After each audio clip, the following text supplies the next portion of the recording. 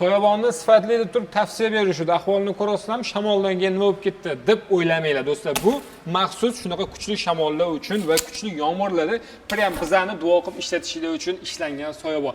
Bu narsa ayollarga ham, erkaklarga ham ketaveradi. Klassik variantda ishlangan ruchkalarni bitta ko'rib qo'ying.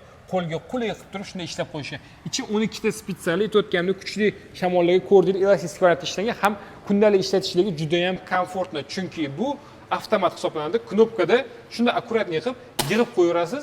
Sekin mashinaga tashlaysiz. Agar yomg'ir shamolni sezdingizmi, shunda ochib turib ishlatib ketaverasiz. Hammasi zo'r joyi, quyoshga ham ishlatishingizga vobshe dahshat. Keyin menga eng bilasizlar, mayda detalgacha aytib o'taman.